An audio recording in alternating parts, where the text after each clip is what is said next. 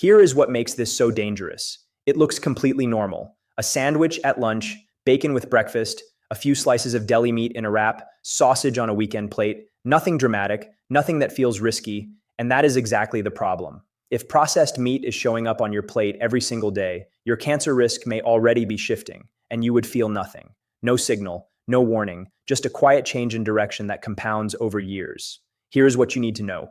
Eating around 50 grams of processed meat per day, roughly one hot dog or a few slices of bacon, is linked to a 17% increased risk of colorectal cancer. That finding comes from the International Agency for Research on Cancer, part of the World Health Organization, and in 2015, they classified processed meat as a Group 1 carcinogen. That is the same category as cigarette smoke. Not because the risk level is identical, it is not, but because the evidence that it causes cancer in humans is definitive. And the people most affected are often not the ones eating fast food every night. It is frequently the person who thinks they eat pretty well. A breakfast sausage, a ham sandwich, turkey slices from a packet. That routine feels responsible. It feels efficient. It feels like real life. Stay with me through reason 4, because the processed meat most people assume is the safe swap is often the one hiding in lunch every single day. And once you see it, you will never read a deli label the same way again. Reason 1, what this food actually is. When most people hear the words processed meat, they picture one thing, bacon, but processed meat is a much wider category than that. It means any meat that has been preserved or transformed through smoking, curing, salting, fermenting, or by adding chemical preservatives to extend shelf life or enhance flavor. That includes bacon, ham, hot dogs, sausages, salami, pepperoni, chorizo, and most deli meats. Here's the detail that catches most people off guard. It is not only about red meat. Poultry products, turkey, chicken, can also fall into this category if they have been cured, smoked, salted, or chemically preserved in similar ways. In real life, that means the sliced meat in your quick lunch sandwich, the sausage at brunch, the high-protein snack from a foil packet, and the meat scattered over a salad can all carry the same risk profile. That matters because food labels often sell a feeling long before they reveal anything useful. Lean, oven-roasted, smoked, ready to eat, high protein. The packaging speaks the language of smart choices. Your brain files it under fine. This is the core problem. When people hear warnings about cancer-linked food, they instinctively picture obvious junk, greasy, cheap, excessive. Processed meat does not look like that.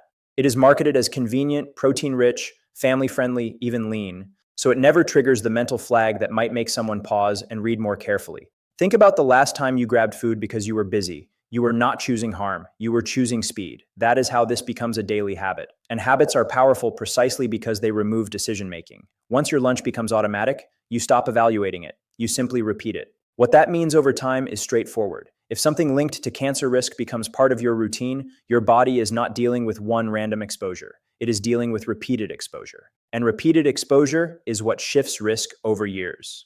Reason 2, why eating it daily changes everything. A lot of people hear a statistic about increased cancer risk and immediately think, so one sandwich gives me cancer? No, that is not how this works. Cancer is almost never a single event outcome. It develops through accumulated damage over many years. The concern is not one meal, it is repetition. Research consistently shows a dose-response relationship here, meaning the risk tends to climb as intake increases. The 50-gram daily figure matters not because it is some precise clinical threshold, but because it reflects what many people actually do without a second thought. Not a feast, a habit, not a binge, a pattern. Let that land for a moment. Human beings are wired to normalize what is familiar. Once a food becomes part of your breakfast, your lunch, your snack rotation, you stop questioning whether it belongs there. It becomes invisible. And invisible habits are the hardest to change because they feel like identity, not choice.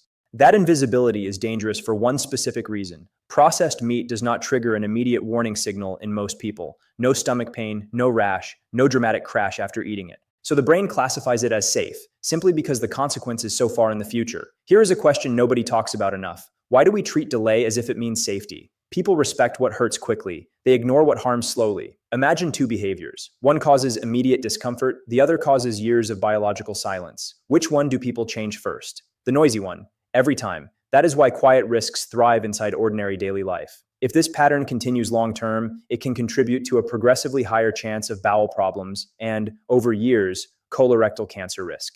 That does not mean everyone who eats processed meat develops cancer. It means the odds move in the wrong direction, and they do it quietly. Reason 3. What is actually happening inside your body? So what is the real mechanism? Why would processed meat affect cancer biology at all? Several factors are at play, and this is where the science gets specific. First, many processed meats contain nitrates and nitrites, chemical additives used to preserve meat, prevent bacterial growth, and maintain that pink color you associate with freshness. Once inside the digestive system, these compounds can react with proteins to form chemicals called N-nitroso compounds. Research indicates these compounds can directly damage the DNA of cells lining the colon and rectum. That DNA damage is the starting point for cellular changes that can, over time, become cancerous. Second, meat contains heme-iron, the form of iron responsible for the red color in animal muscle. In the gut, heme-iron can catalyze chemical reactions that generate free radicals, unstable molecules that damage cell membranes and DNA. Studies suggest this is one reason red and processed meat specifically carry colorectal risk in a way that, say, fish or legumes do not. Third, high-temperature cooking, grilling, frying, charring, creates an additional layer of concern. When meat is cooked at very high heat, two classes of compounds form: heterocyclic amines, HCAs, and polycyclic aromatic hydrocarbons, PAHs. Both have demonstrated carcinogenic potential in laboratory research. The darker the char, the higher the concentration. What this means practically is important. The danger is not simply one bad ingredient in isolation. It is the combination of processing chemistry, cooking method, and repetition working together. The stacking effect is what drives the risk. This is why the same person who says I eat pretty healthy may still be getting consistent daily exposure from grilled sausages, browned breakfast bacon, deli slices, or packaged meat snacks. They are not eating something that feels toxic.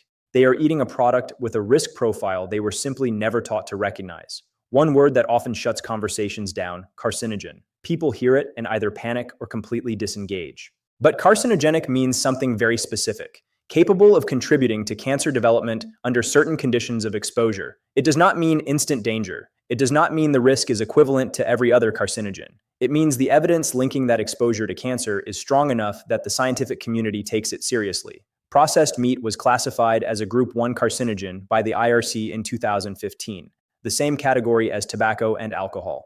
Not because a hot dog is as dangerous as a cigarette in quantity, but because the evidence of the link is equally certain. That distinction matters. Certainty of a link is not the same as magnitude of risk, but it is still a reason to pay attention. Reason 4, the lunch meat trap most people never see coming. Now let us close the loop from the beginning. The processed meat most people believe is the safe alternative is deli meat, especially the slices used in wraps, sandwiches, and lunchboxes. Why? Because it looks neat, portioned, lighter, sometimes labeled lean or oven roasted or natural, so people assume the risk category no longer applies to them. Here is what actually matters. If that meat has been cured, smoked, salted, or chemically preserved, it still falls squarely within the processed meat definition, and that includes turkey and chicken deli slices. Not only ham, salami, or pepperoni. The animal changed. The processing remained. Picture a completely ordinary day. Someone skips a fast food breakfast and feels genuinely good about that decision. Then they pack a sandwich with 5 or 6 slices of deli turkey, add some crackers, maybe a piece of fruit, and call it a balanced lunch. Nothing about that meal feels unhealthy. In fact, it feels responsible, but because the health message they absorbed was about bacon, they never mentally connect this lunch to the same issue. The habit continues, invisible, daily, and quietly compounding. This is where food marketing deserves direct scrutiny. Words like lean, high protein, low fat, natural, and family size answer a commercial question. Will you buy this? Not a health question. Does repeated exposure increase your risk? Those two questions have entirely different answers. Marketing is not dishonest because it uses those words. It is simply optimized for purchase decisions, not long-term biology. Think about the last lunch you packed in a hurry, the last desk meal between meetings, the lunchbox that needed to be made in under 4 minutes. That is where this pattern lives, quietly, repeatedly, respectably, and because people believe they already made the healthier swap, cutting out bacon, avoiding fast food, they stop looking further. The repeated exposure continues in the background, wearing a different label. Reason 5. Why your body will not warn you. One of the main reasons this topic is so easy to dismiss is that processed meat does not come with any clear daily symptom. Eat too much sugar, you may crash. Eat something that irritates your gut, you know within hours. But a dietary pattern linked to cancer risk often feels like absolutely nothing in the short term. That silence is not reassurance. That silence is the risk. It is not your body telling you everything is fine. It is the biological reality that serious cellular damage can accumulate quietly, without a single moment of obvious feedback. Colorectal cancer typically develops over many years, and early changes in the lining of the bowel often produce no noticeable symptoms at all until the disease is significantly advanced. Consider a realistic scenario. Someone has eaten some form of processed meat most days for a decade. They feel fine, their energy is reasonable, their weight is stable, their annual blood work may look normal, so they conclude their habits have been validated by their body's continued cooperation. But feeling normal today is not the same as optimizing your risk for the next 20 years. This is why prevention is more powerful than reaction, and also harder to motivate. When a risk is completely silent, small, consistent decisions matter far more than dramatic overhauls after a health scare. The best time to interrupt the pattern is before the body is forced to signal a problem. Most people unconsciously assume cancer risk only comes from extremes: heavy smoking, heavy drinking, severely poor diet, obvious excess.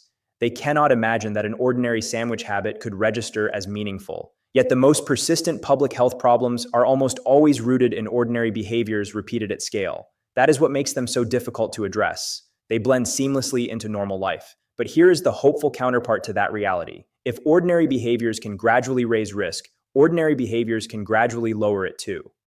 Reason 6. What actually changes the trajectory?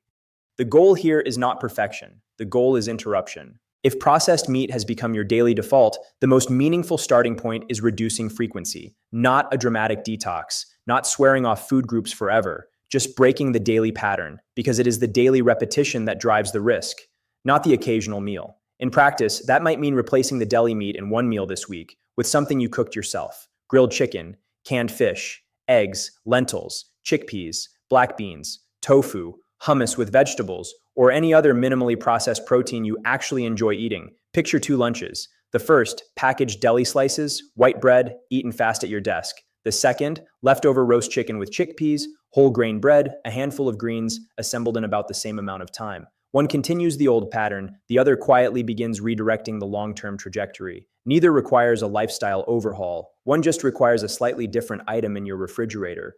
The broader pattern that cancer prevention research consistently points toward is not one miracle food. It is a directional shift: more whole grains, vegetables, legumes, and fruit, less processed meat, fewer repeated chemical stressors on the gut. That is not a punishing prescription. It is a realistic, sustainable framework. The mental shift worth making is this: stop asking, "Is this food terrible?" and start asking, "Do I eat this frequently enough for it to become part of my long-term risk pattern?" That is a sharper, more honest question, and it leads to better decisions. Foods do not need to feel dangerous to be harmful when they become routine. Convenience hides risk. Familiarity hides risk. Clean packaging hides risk. The risk does not disappear because the label looks responsible or the portion seems modest. And one more thing, reducing processed meat is not about earning health credit for one unusually disciplined week. It is about making the safer choice easy enough to repeat. In the months and years that follow, the body responds to what you do consistently, not to what you do perfectly on one motivated morning. Now we come back to what I asked you to hold on to from the beginning. The overlooked version was not some exotic ingredient. It was the deli meat, the turkey slices, the tidy lunchbox protein that looks nothing like bacon and gets a free pass because of it. That is the aha moment. The risk did not disappear. It simply changed its costume. Once you see that, the whole picture becomes clearer. This is not a story about one alarming breakfast food. It is a story about repeated chemical exposure hiding inside ordinary convenience, wearing respectable packaging, borrowed words like lean and natural, and the deep human tendency to trust what feels familiar. The same science that gave you reason to think twice about bacon applies when processing, preservation, and daily habit show up in a different product with a different animal and a more reassuring label.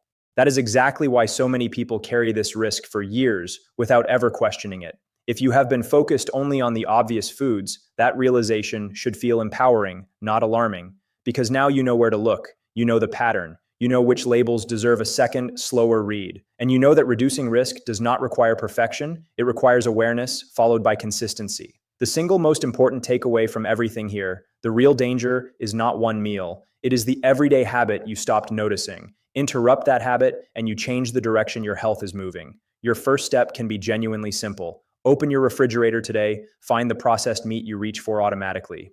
Replace just one serving this week with a less processed option. That costs nothing. That takes no special equipment or expertise. And that is precisely how real prevention begins. Not in a hospital, not after a diagnosis, but in an ordinary kitchen, on an ordinary afternoon, with one quiet decision that you then choose to repeat. If you want more videos that translate nutrition and health science into clear, practical everyday decisions, stay close to this channel. And if someone you care about eats deli meat, sausage, or bacon every day without giving it a second thought, send this to them, not to frighten them, because now you both know where to look.